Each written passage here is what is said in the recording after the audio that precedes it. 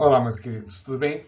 Vamos lá para a nossa retomada de conteúdo, revisar tudo isso que a gente viu ao longo desse bimestre e realmente, além de revisar tudo isso, aprofundar essas coisas que a gente viu, né? Também, meus meninos, esse QR Code aí, para quem ainda não pegou o material, e se você quiser também, esse material aí, desse QR Code já é a resolução da aula em PDF, para depois poder passar limpo. Ou vai pausando o vídeo, vai copiando, volta, aproveita o momento, tudo bem? Muito bem. Para essa PE desse segundo bimestre, fiz um compilado das coisas mais importantes e aproveitar para a gente aprofundar tudo que a gente viu, né?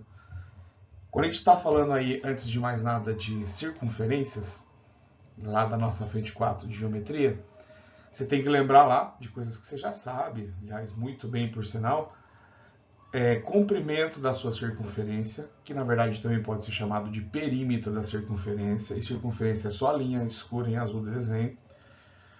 A área da sua circunferência, aí sim, a região delimitada pela circunferência, também conhecida pelo círculo, e isso é diretamente proporcional ao quadrado do raio, e no caso do comprimento da circunferência, diretamente proporcional ao raio. Comprimento 2πr, área πr quadrado. As outras são variações dessa. Nossa coroa circular é calcular uma circunferência grande, de raio rão, subtrair uma circunferência pequena, de raio r'inho, e por isso que aparece essa subtração. Assim como a seção circular é um pedaço dessa circunferência que a gente tem.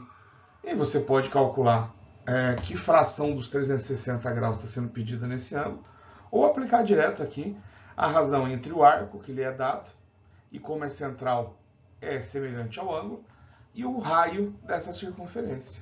E por último, a área do segmento circular, que você também pode usar, aplicar a fórmula, ou calcular a área da seção circular que a gente acabou de falar, e dessa área traçar um segmento de reta de A até B e tirar esse triângulo que forma.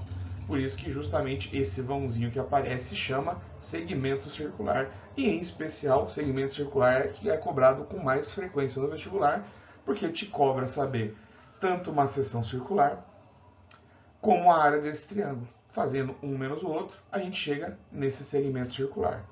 Tudo bem? Bom, vamos olhar primeiro para essas coisas que a gente está falando de geometria? Está aqui um clássico do que gosta de pedir. Calcular essa área achurada, essa área destacada aqui em azul, que é a área que está dentro do quadrado e fora desse pedaço de circunferência. Está vendo que ele mandou que esses quatro ângulos são iguais, ó, de 90 graus? Aí quadrilátero outro também tem que ser, né? Os lados de mesma medida. Então eu tenho certeza que isso aqui é um quadrado, que esse lado mede 4 e esse outro em pé também mede 4, e que isso é o raio de uma circunferência. Então a gente quer calcular aquela área em azul, basta a gente fazer isso.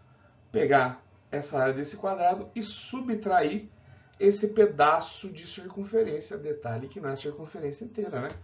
Então, a área do quadrado, lado ao quadrado, e a área da circunferência toda, πr ao quadrado. Como esse ângulo é de 90 graus, e 90 graus é um quarto dos 360, então isso aqui é um quarto de circunferência, por isso dividir essa região por 4. Se fosse 180 graus, dividia por 2 e assim por diante para qualquer ângulo que você precisar.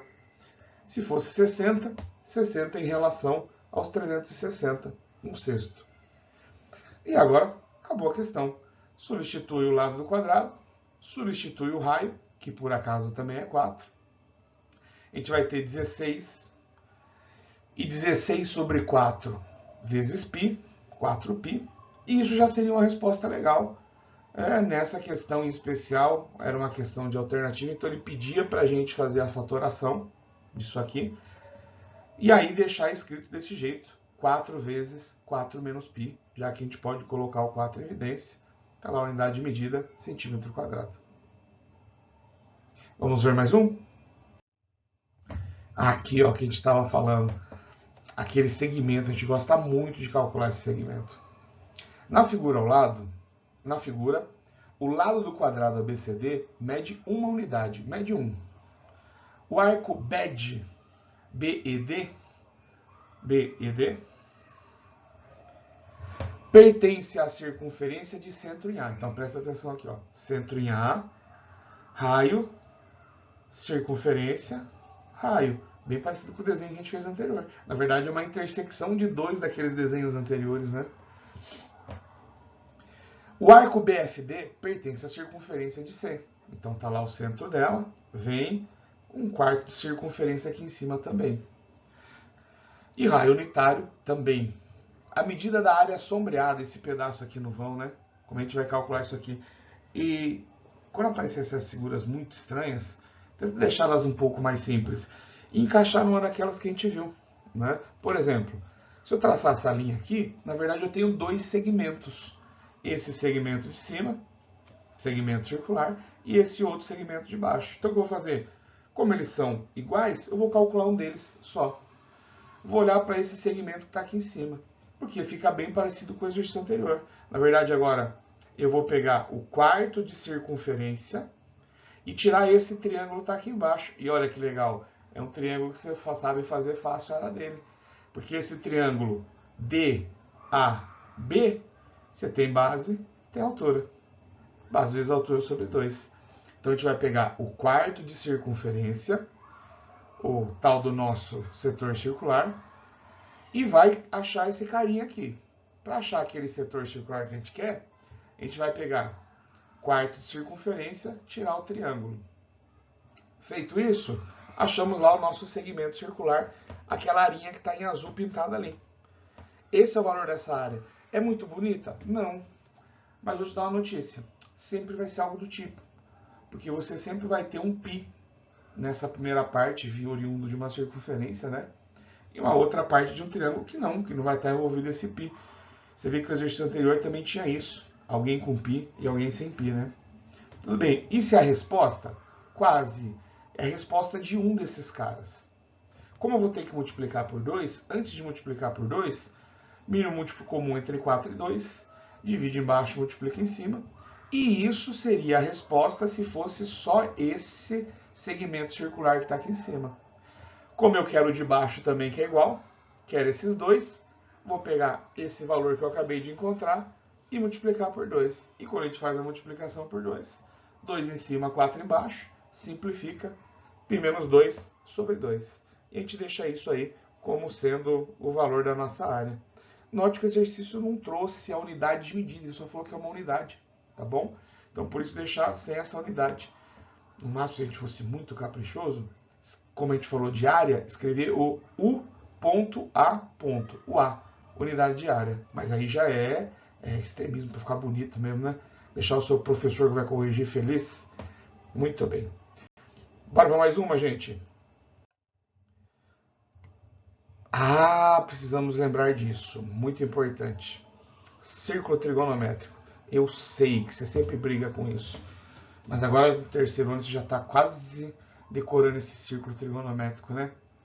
0, 30 graus, 45, 60, 90, até que vai bem. Lembrar deles em radiano é importante, não para esse momento de hoje, tá bom?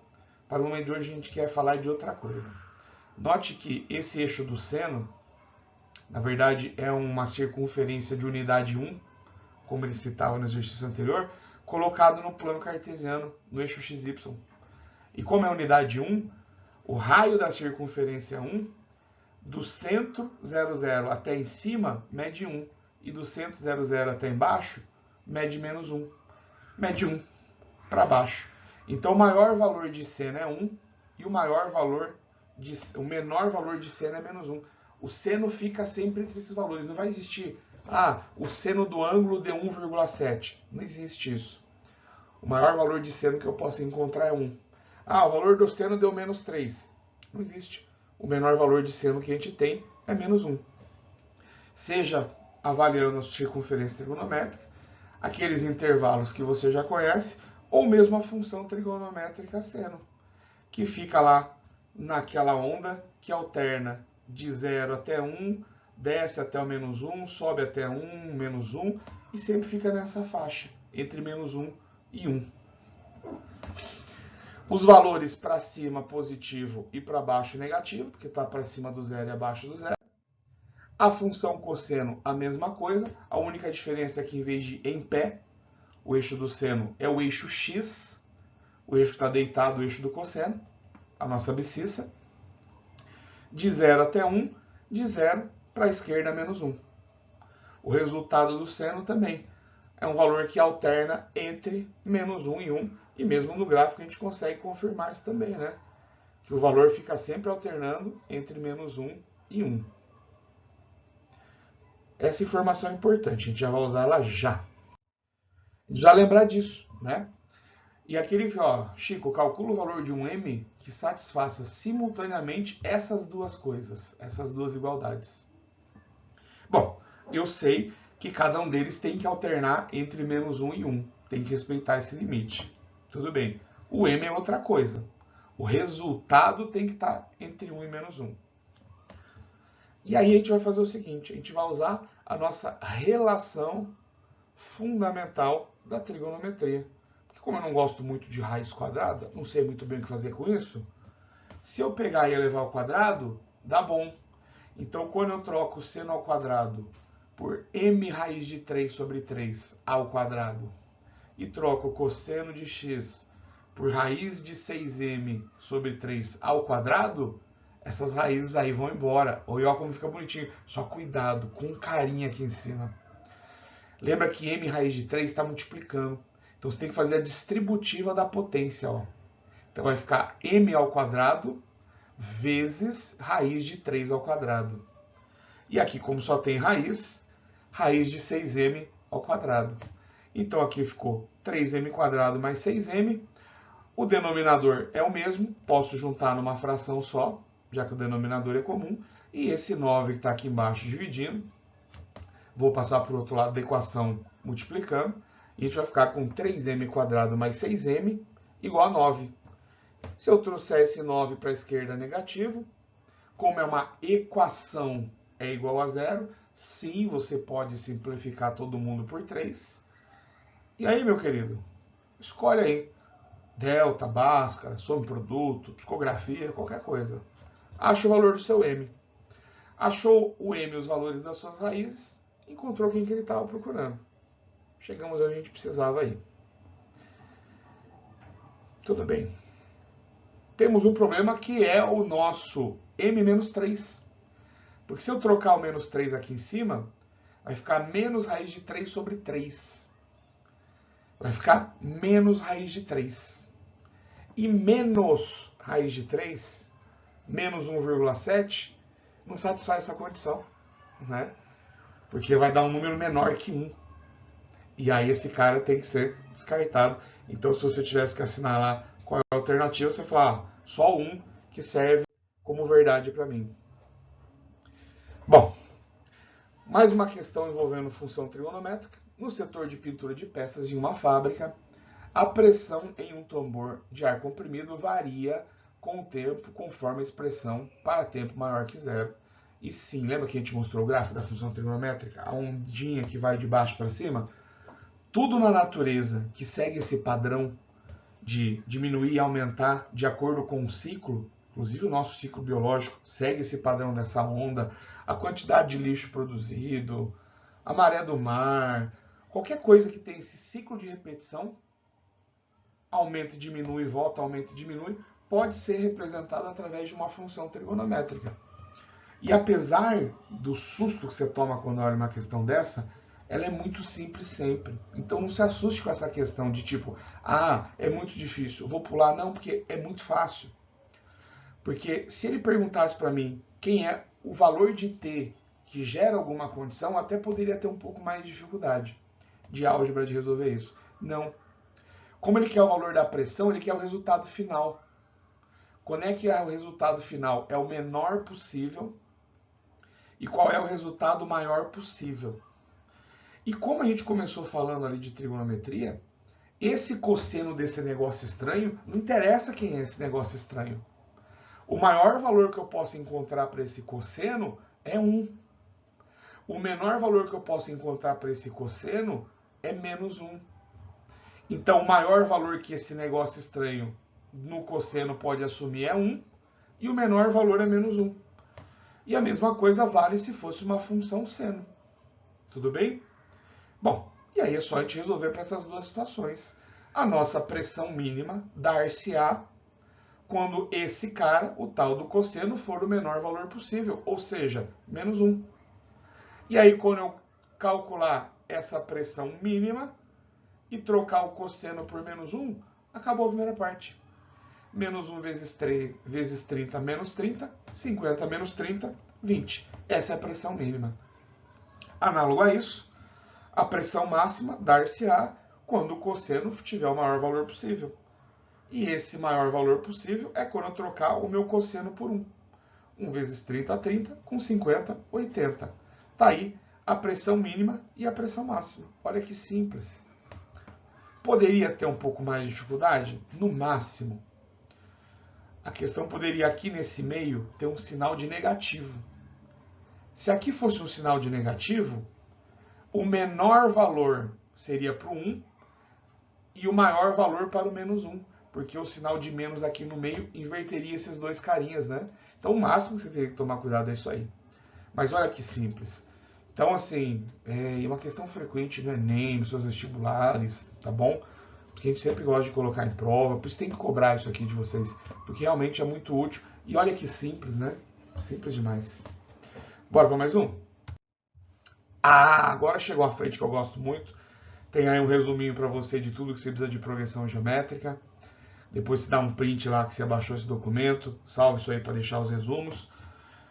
Para hoje, a gente não quer todos os elementos de progressão geométrica. Hoje a gente quer falar só do termo geral e da média geométrica, tá bom?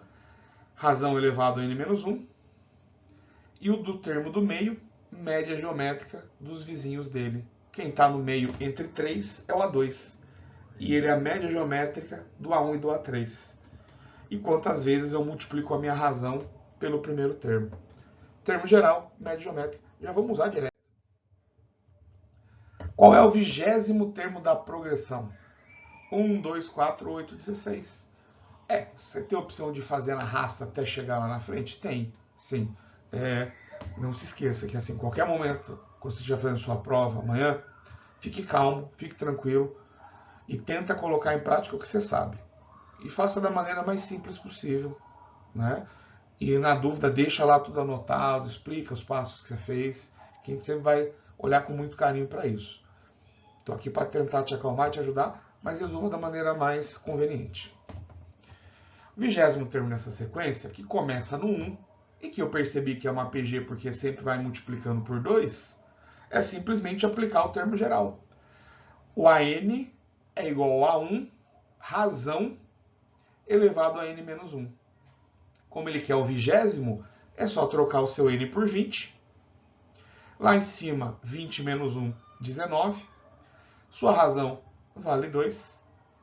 E 1 vezes isso é próprio isso.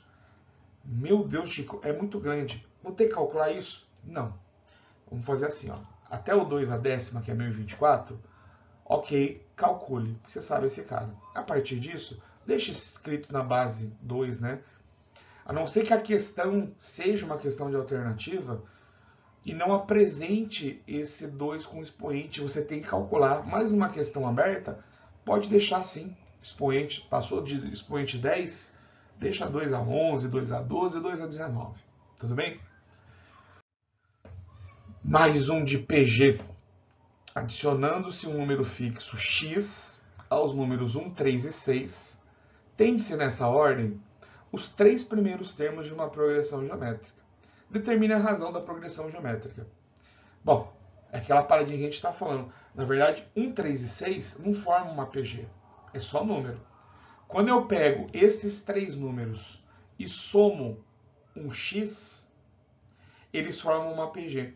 Só que essa é uma PG que tem por característica não ter só número. Então eu não consigo olhar para ela e falar, daqui para cá está multiplicando, portanto é a razão. Não.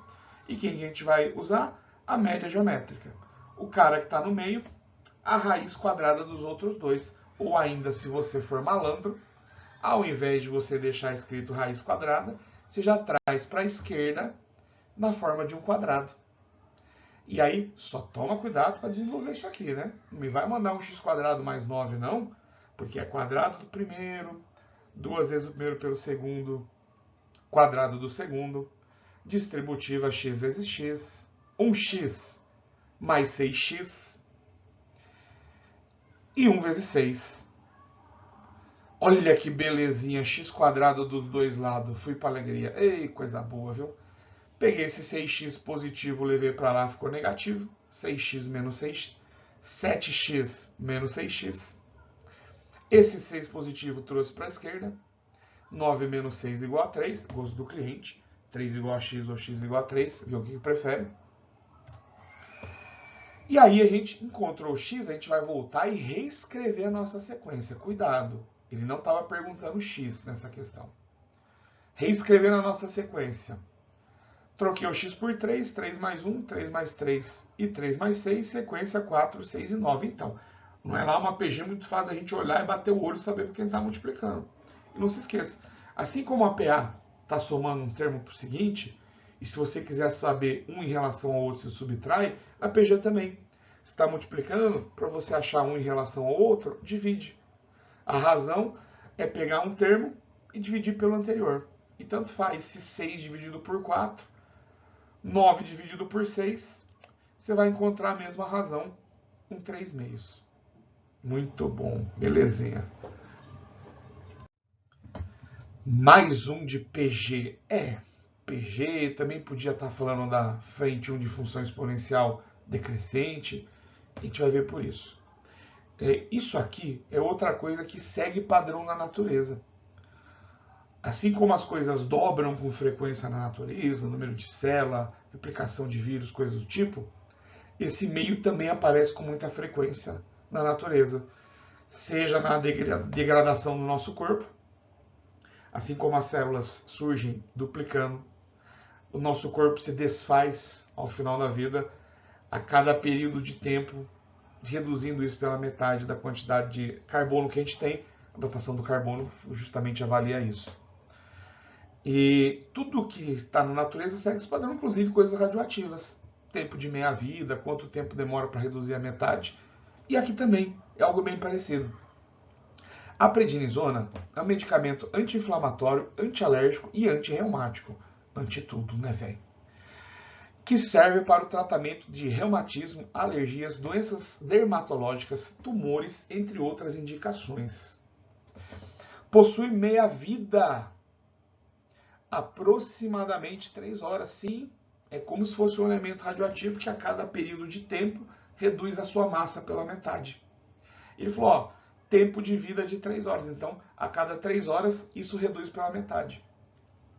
E pode ser encontrada nas farmácias em embalagem contendo comprimidos de 20 miligramas. Se no tratamento de um determinado paciente foram prescritos 3 comprimidos, o primeiro às 8, o primeiro conjunto de comprimidos, né? Os 3 comprimidos às 8, qual a quantidade de aproximadamente de fármaco no organismo do paciente às 23 horas do mesmo dia. Então, ele tomou 3 comprimidos às 8. E depois, às 23 horas, quanto sobrou de remédio no organismo dele. Né? Bom, lá às 8 horas da manhã, ele tomou 3 comprimidos de 20 miligramas. Então, ele tomou 60 miligramas, 8 horas da manhã. Como o tempo de meia-vida é de 3 horas, eu sei que passadas 3 horas, essa massa reduz para metade. Então, das 8 passadas 3 horas, 11 horas da manhã, o tempo aumenta 3 horas e a massa fica pela metade. Sobram 30 miligramas. Passadas mais 3 horas, ou seja, 14 horas, reduz pela metade e sobram 15 miligramas. Passadas mais 3 horas, às 17 horas, sobra metade, metade de 15, 7,5. Passada mais 3 horas, às 20 horas, metade de 7,5, 3,75. E passada mais 3 horas, a gente chega às 23 horas. Metade de 3,75, 1,875. Sim, isso poderia também ter deixado escrito na forma de fração, 15 sobre 2, 15 sobre 4, 15 sobre 8 e assim por diante.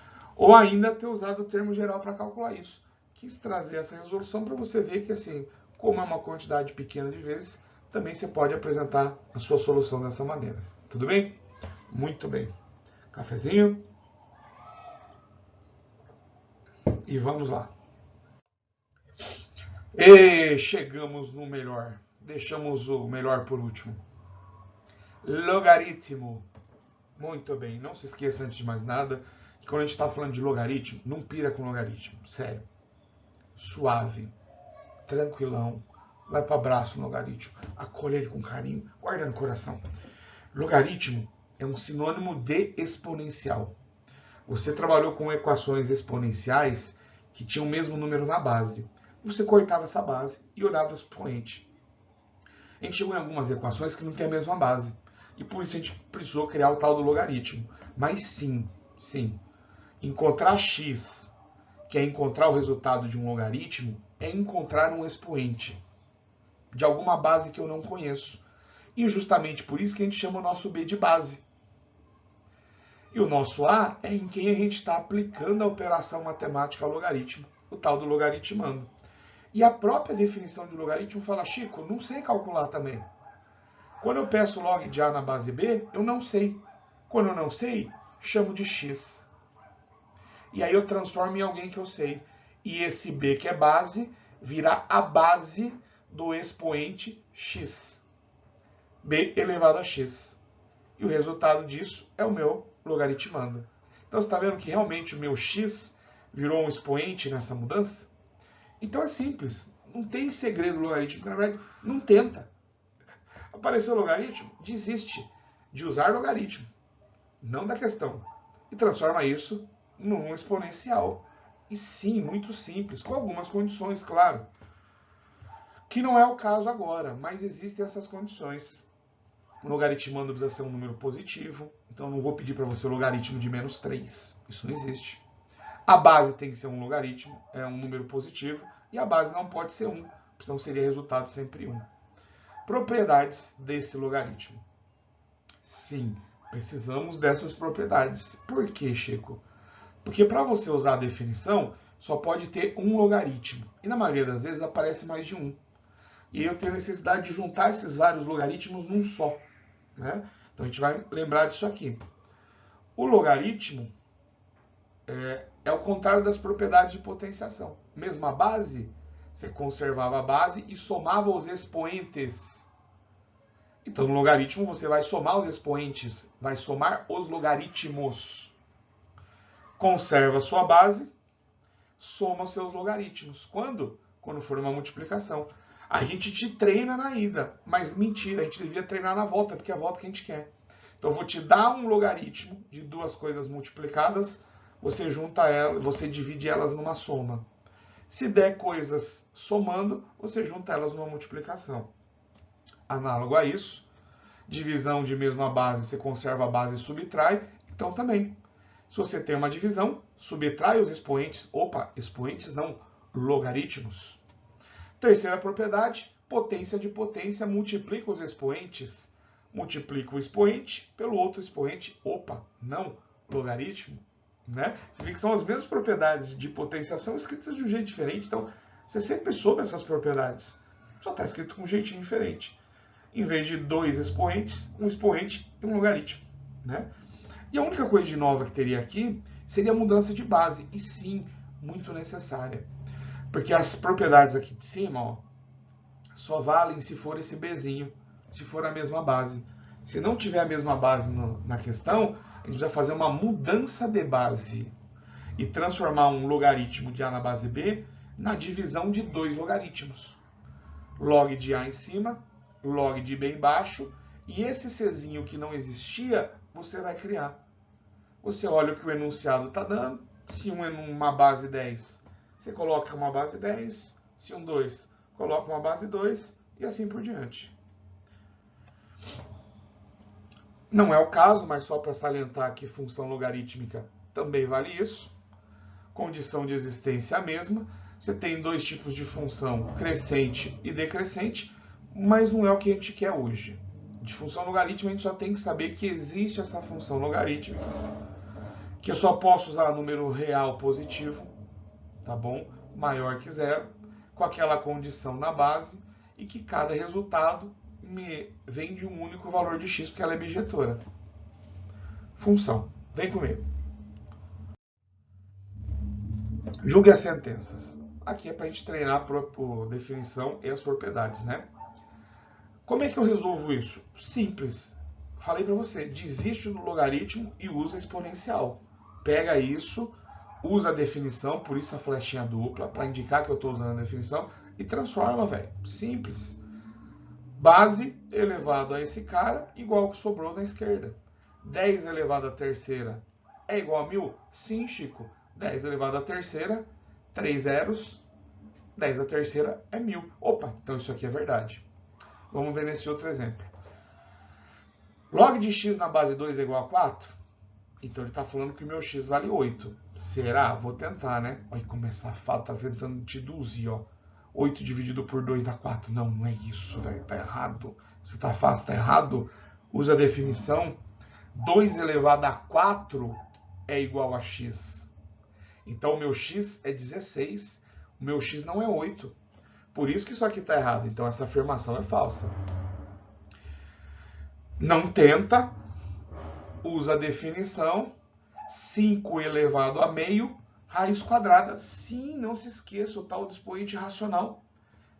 5 elevado a 1, índice 2. Lembra que quando não tem nada aqui nessa raiz é um 2. 5 elevado a meio, expoente racional, é uma maneira de escrever raiz quadrada.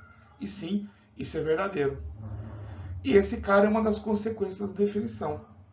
Log de 1 na base 7 é igual a 0? E sim, vou te falar.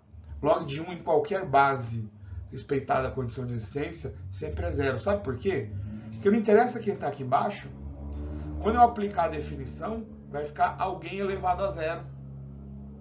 E alguém elevado a 0 sempre dá 1. Né? Com aquelas condições que a gente tem, isso sempre é válido. Então, sim, essa aqui também está correta. Bora para mais uma?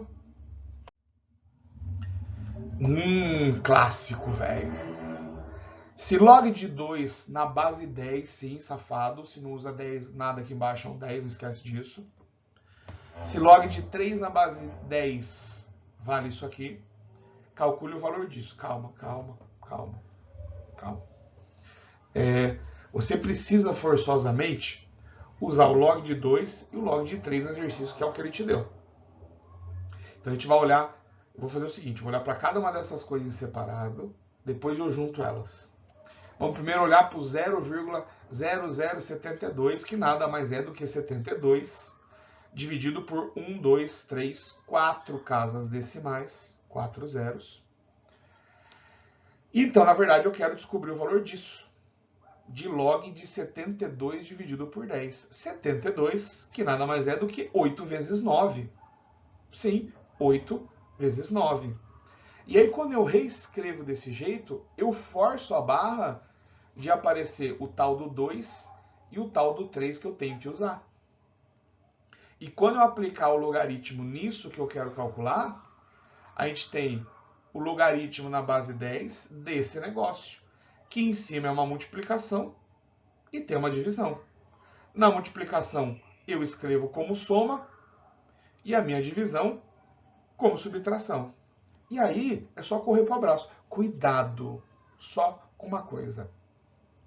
Não pode vir aqui e trocar o log de 10 direto. Porque ele não te falou que log de 8, 2 à terceira é 10. Ele falou que log de 2. Então, antes de mais nada, dá o tombo, usa a terceira propriedade, 3 vezes log de 2, 2 vezes log de 3, 4 vezes log de 10 na base 10. Agora sim. Log de 2 na base 10, você sabe quanto vale. Log de 3 na base 10, você sabe quanto vale.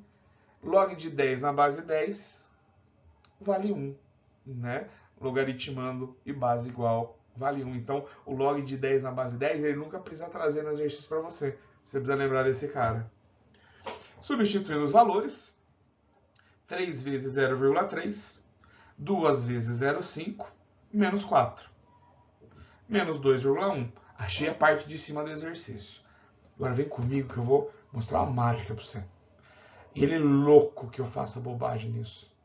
Como eu quero calcular o log de 5, e sério, Sério, ele quer que você pense em 2 mais 3. Mas a propriedade não é de soma para produto, é de produto para soma. Então você precisa transformar o logaritmando que você está usando numa multiplicação ou numa divisão. Como a multiplicação, para dar resultado 5, usando 2 e 3, difícil de pensar, eu fiz o mais simples. Que na verdade falar que 5 é 10 dividido por 2. Então se ele está pedindo um log de 5, é sinônimo de pedir log de 10 dividido por 2. A divisão vira uma subtração. Log de 10 na base 10, log de 2 na base 10, log de 10 na base 10 vale 1, 2 na base 10, 0,3, 1 menos 0,3, 0,7, achei o log de 5. Como o exercício queria a divisão deles, basta dividir o menos 2,1 pelo 0,7, ou ainda, se você quiser, você pode juntar num só. Como você tem lá a divisão, poderia juntar esses caras e vai chegar aí nesse mesmo resultado. Vê como prefere terminar a questão. Show de bola? Fechamos. Função logarítmica. Chico, função logarítmica tem um monte de coisa. Não, a gente gosta das coisas mais simples. O que mais cai, principalmente em Enem e no vestibular, é muito mais aplicar essa função. Então, olha aqui, como isso tem muito cara de Enem, velho. Um texto gigante. Psicólogos educacionais podem utilizar modelos matemáticos para investigar questões relacionadas à memória e retenção da informação. Então, assim, na psicologia você vai usar logaritmo. Se você for um psicólogo que está fazendo uma pesquisa científica. Suponha que o indivíduo tenha feito um teste e que depois de ter meses sem rever o assunto do teste, ele tenha feito um novo teste, equivalente ao que fez antes. E aí, esse modelo matemático descreve justamente isso. O quanto a pessoa lembrou ou esqueceu daquele assunto que tinha estudado. Então, o quanto a gente lembra das coisas também segue esse padrão logarítmico. Tá aqui, ó, a memória do indivíduo é dado por isso. Sendo que y é a quantidade de pontos a ser que ele fez naquele teste e t o instante que ele fez. Se ele fizer num instante já, agora, correndo, t0, ele vai acertar o máximo de coisas possíveis. E se passar cada vez que vai aumentando esse t, olha aqui que vai subtraindo e aí ele vai acertando menos questões, né? Considere agora que, após ter meses da aplicação do teste inicial, a pontuação do indivíduo tenha caído 18 pontos. Já falo desse de 10 aí. Bom, teste inicial, lá no nosso T0. Lá no tempo 0, eu ia trocar o T por 0, log de 1 na base em qualquer base dá 0, 12 vezes 0 dá 0, e ele acertaria o máximo, que é 82. Ele falou, ó, passou um tempo, Chico, e ele diminuiu 18 pontos. Então, desse máximo, eu diminuí 18 pontos. Isso gerou um novo resultado, um novo y, uma nova quantidade de acertos. E esse y tem que estar de acordo com essa função também. Então, na verdade, ele me deu um y escondido, nesse caso, né? E aí, olha que bonitinho, 82 de um lado do outro, passa o 18 para lá, positivo. Peguei esse menos 12 negócio estranho, levei para a esquerda, ficou positivo. Passar o nosso 12 dividindo, tá ali. Passado aquele 12 dividindo, simplificou por 6, 3 meios. Eita lá, e agora, rapaz? Agora não, falei pra você, desiste do log, velho. Dá fim no log e transforma em potência. Ficou um log sozinho, é a hora que você vai para o abraço. Ficou um log sozinho, manda a propriedade. 10 elevado a isso é igual ao que sobrou do outro lado. E de novo, expoente racional. Raiz quadrada de 10 à terceira. O 1 que está na esquerda positivo foi para o lado de lá negativo. 10 ao cubo é 10 quadrado vezes 10. O 10 ao quadrado sai da raiz. 10 raiz de 10. E por isso que ele vem falando, Chico, pega o raiz de 10 e troca por 3,16. Trocando por esse 3,16, menos 1, 31,6 menos 1, 30,6. Quer dizer que após 30,6 tempos, ele chega nesse outro valor de teste aí que ele queria. Mas essa questão ainda tem um item B. Vem comigo. Após ter meses de aplicação do teste inicial, a pontuação do indivíduo no teste caiu para 70. Então, em vez de 82, que é o máximo, foi para 70. Então, agora ele me deu outro y. Falou, Chico, agora usa o y70. Igual a essa função. E a mesma coisa. Leva o 12 com tudo para lá, traz o 70 para a direita negativo, 80 menos 70, 82 menos 70, 12. Passa esse 12 dividindo, 12 sobre 12, 1. E de novo, fica um log sozinho, é aí que você vai ficar feliz, velho. Manda a definição. 10 elevado a 1 igual a t mais 1. Esse 1 vai para lá negativo, e 10 menos 1, 9. Tá aí o tempo para chegar nesses 70 pontos. Olha que simples. Não dá para você ficar bravo com isso, né? E para encerrar, uma boa prova para todos vocês. De verdade, espero que vocês saiam felizes de fazer essa prova. Você saia satisfeito com você mesmo. Sei que você está dando o seu melhor há muito tempo. E assim como eu quero te desejar uma excelente prova, quero te desejar também, mais do que merecida, excelentes férias, né? Como diz meu amigo Dart, melhor do que Star Wars, só estar de férias, ok? Beijo para todos, boas férias e nos vemos em agosto.